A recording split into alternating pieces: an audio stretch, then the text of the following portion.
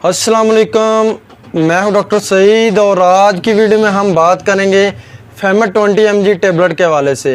फेमेट 20 mg tablet जो कि मैदे के लिए एक बेहतरीन प्रोडक्ट है और बहुत अच्छा रिज़ल्ट देती है।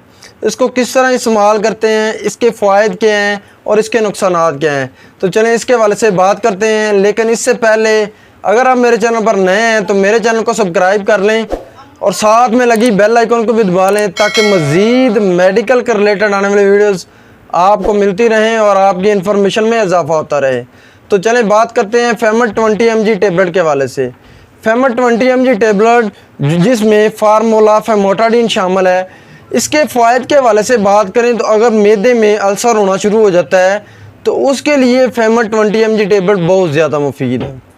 और बात करें तो अगर जो है वैसे पेप्टिक अल्सर बहुत ज़्यादा हो जाता है या आइसोफेगस जो खुराक की नाली है उसमें बहुत ज़्यादा जलन होना शुरू हो जाती है या उसमें तेज़ाबियत बहुत ज़्यादा बढ़ जाती है या मैदे में बहुत ज़्यादा तेज़ाबियत होना शुरू हो जाती है या खुराक जो है वो सही तरीके से हज़म नहीं होती, पेट जो है वो फुला फुला महसूस होता है, इस तरह लगता है जिस तरह बहुत ज़्यादा खाना खाया हो और भूख जो है वो बिल्कुल नहीं लगती, भूख जो है वो बिल्कुल महसूस नहीं होती, तो उसके लिए फेमेट 20 mg टेबलेट बहुत ज़्यादा मुफीद है।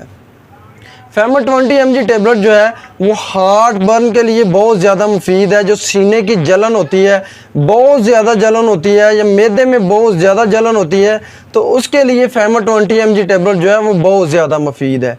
अब फेमेट 20 mg टेबलेट की खुराक के हवाले से बात करें तो आप जो है खाना खाने के बाद एक गोली सुबह दोपहर शाम इस्तेमाल कर सकते हैं।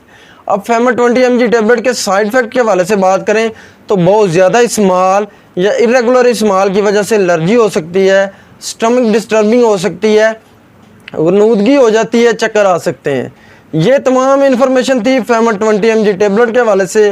उम्मीद करता हूँ मेरी मेडिकल के रिलेटेड आने वाली वीडियोस आपके लिए बहुत ज़्यादा फ़ायदेमंद होती होंगी। इसके साथ मुझे डॉक्टर सईद को इजाज़त दें। अल्लाह हाफिज़।